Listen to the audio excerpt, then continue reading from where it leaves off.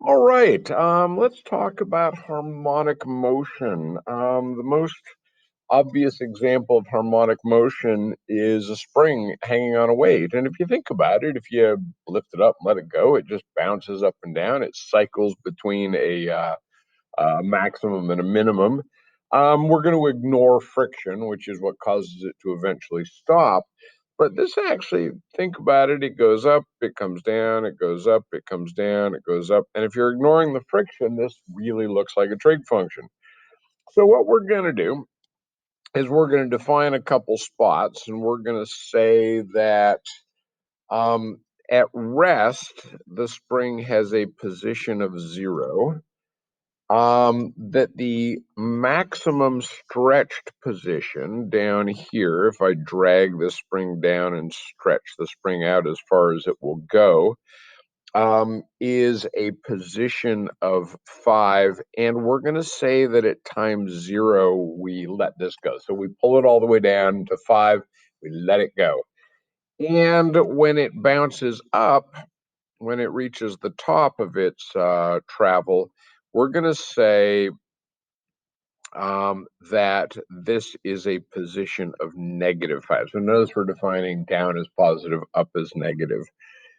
Um, so here's what we know is that the position at any time t greater than or equal to 0 can be written as s of t equals 5 cosine of t.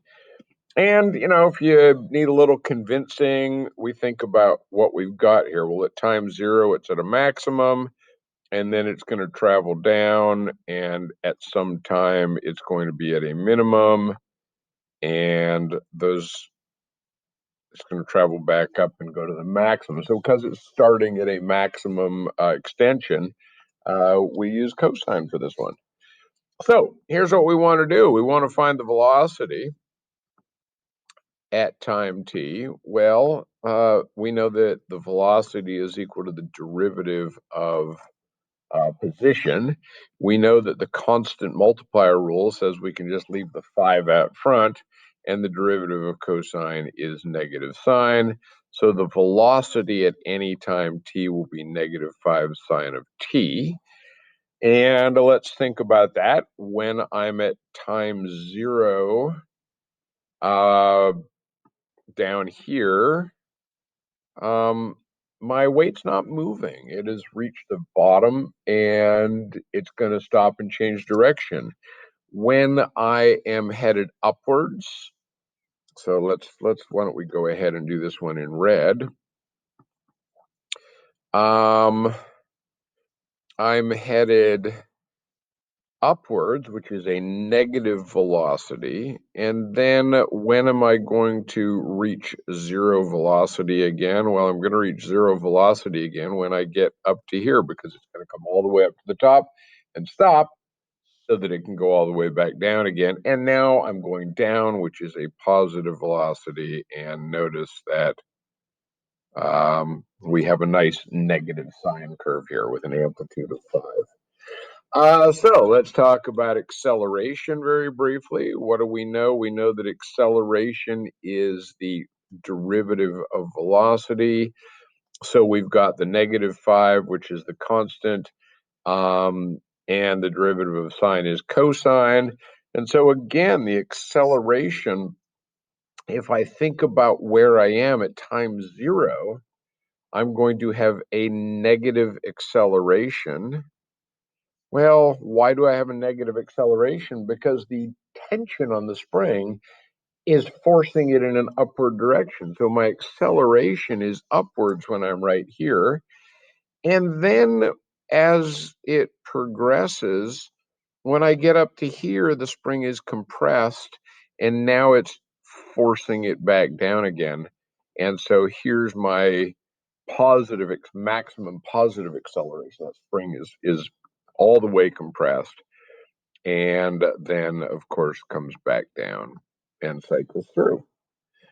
So what do we know about the motion of this weight? Well, We know that it has an amplitude of 5 if we think about the work we did in Algebra 2 about sine graphs, y equals a sine of b x minus h plus k. Oops, forgot parentheses there.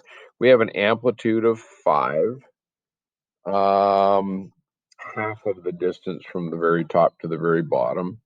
We have a period of 2 pi in this case because there is uh, a b value of 1 right here. In other words, there's no particular stretch factor, or excuse me, not stretch factor, but wow, my head just went completely blank. You know, the thing that goes in there, frequency, frequency of 1. And a lot of the other stuff I've already talked about. My maximum velocity is going to be 5, and my maximum velocity is going to be right here, because that's when it's been accelerated all the way up. The spring's been pulling and pulling and pulling, and then we get to the point where the spring starts to push. So now it's going to start slowing it down again. Speed, obviously absolute value of velocity. I'm not going to write down all the possibilities, but there's a lot of things you can think about here, is especially if you create all these graphs and then think to yourself, okay, where's my maximum velocity? Well, that's up here. Where's my maximum speed? Here and here, et cetera, et cetera. All right, for those of you in my class, why don't you pause the video and do exercise 11 from section 3.5. And we'll come back with the next video and talk about another feature called jerk.